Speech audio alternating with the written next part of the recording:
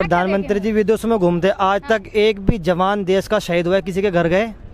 हमारी यूनियन का एक मेन मकसद है किसान आयोग का गठन किया जाए और उस गठन के जरिए हमारी सरकार से डायरेक्ट बात हो जाए, क्योंकि कोई भी जो भी समस्या होगी हम सरकार तक पहुंचा तो सकेंगे। अभी सरकार तक पहुंच ही नहीं पाती आधी बातें, और अगर पहुंच जा तो वो नज़रअंदाज कर दे, तो फिर क्या कर पाएगा किसान? मरने के अलावा कोई मामला नहीं। सरकार तक आप बोल रहे बातें नहीं पहुंच रही, सरकार तक तो सारी बातें पहुंच रही हैं। तो फिर विकास कैसे हो रहा है? कौन सा विकास, कैसा विकास, ये तो बताओ। हिंदू राष्ट्र बन गया है, हिंदू राष्ट्र बन गया है, हिंदू और मुसलमान को आपस में लड़ा रहे हैं, बस ये विकास है और क्या है? यही विकास है। यही विकास है। और जो विकास है वो तो खुश है। बताओ कौन सा विकास है? एक विकास बता दो।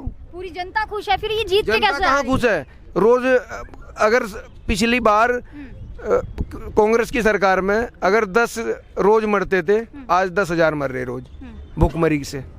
इतने परेशान है लोग, बताओ क्या करेंगे। अच्छा, और भी लोग हैं, उनसे भी जानते। क्या नाम है आपका? मेरा नाम मुशारिफ चौधरी, पश्चिम प्रदेश अध्यक्ष भारतीय आप किसान। भी परेशान हैं? सब किसान परेशान हैं, तो हम भी किसान हैं, हम भी परेशान हैं। परेशान है, लेकिन क्यों परेशान है? क्या मोदी जी, क्या सरकार समझा नहीं पा रही आप लोगों को?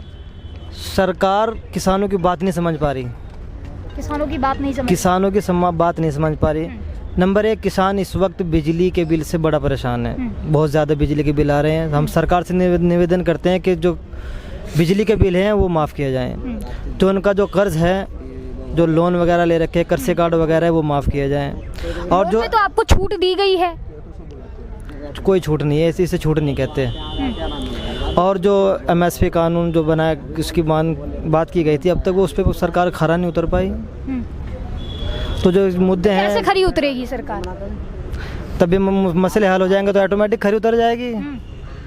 तब एक भी मसला हल नहीं हुआ तो इस वजह से किसान परेशान हो रहे हैं। आज फिर क्या करे सरकार? इतने मोदी जी बिजी रहते हैं, आपको पता है, इतना विदेशों में जाते हैं, रोज आए दिन आप ही के लिए, इसी देश के लिए काम कर रहे हैं। आज वो माननीय प्रधानमंत्री जी विदेशों में घूमते, आज तक एक भी जवान देश का शहीद हुआ है? किसी के घर गए? किसी किसान के घर गए? 750 किसान यहाँ पर शहीद हुए हैं। इतना 2 साल तक धरना प्रदर्शन चला है, 700 से ज़्यादा किसानों ने शहादत दी है। क्या किसी के घर गए प्रधानमंत्री जी? किसी के घर तो नहीं गए। मंच से तो बोलते हैं ना, घर घर जाएंगे, बोलते हैं, मन से नहीं बोलते। मन की बात करते हैं, मन की बात नहीं करते, मन को भटकाने की बात करते हैं। मन को भटकाने की बात कर रहे हैं आप। सिर्फ समाज को बांटने की बात करते हैं, इंसान को इंसान नहीं समझते। सिर्फ एक हिंदू मुस्लिम का एक मामला चल रहा है, उसको उलझा देते हैं। तो सरकार उलझा रही है या फिर आप लोग, जनता बेवकूफ़ बन रही है? जनता बेवकूफ़ नहीं है, सरकार ही जनता को बेवकूफ़ बना रही है। सरकार ही बना रही है, बड़ा आरोप लगा रहे हैं आप, हैं? अभी और भी हैं और भी जानते हैं। सर क्या नाम है आपका? सोमनाथ जी। तो क्या वजह है कि किसान इतना परेशान हो रहा है, बार बार हताहत हो रहा है, बार बार रोडों पे आ रहा है? इसके लिए पूरी तरह से सरकार की नीतियां जिम्मेदार हैं। आज जो सरकार नीतियां बना रही है पूरी तरह से पूंजीपतियों के पक्ष में बना रही है। आज हम अगर देखें तो ये देश एक देश नहीं है, 2 देश हैं।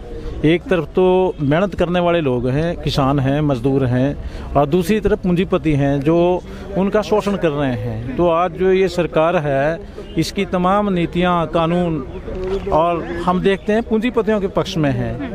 अब ये देखो, किसान को ये डीजल है, खाद है, दवाइयाँ हैं, इसके रेट कौन तय करता है? तो पूंजीपति तय कर रहे हैं और सरकार उनकी मदद कर रही है।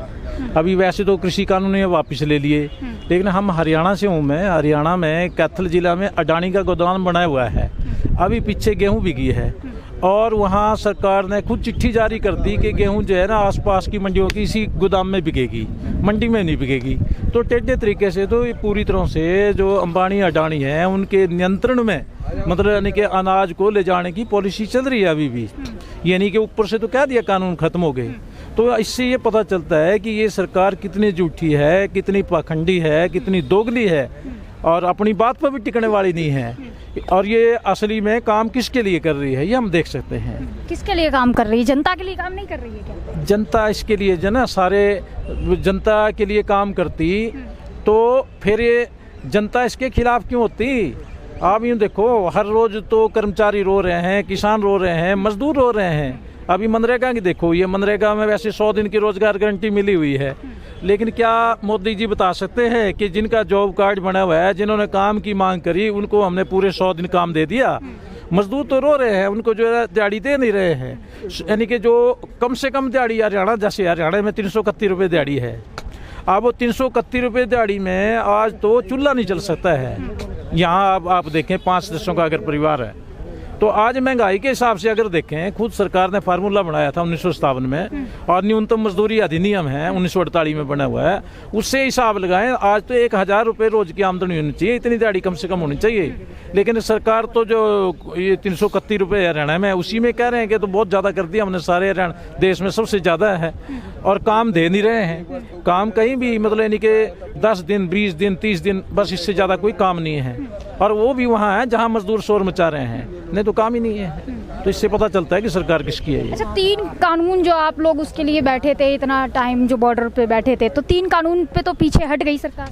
वो तो मजबूरी में हटना पड़ा ना, आंदोलन का जब दबाव आया उससे हटा है, अपनी मर्जी से थोड़ी आए, तो बेशर्मी है।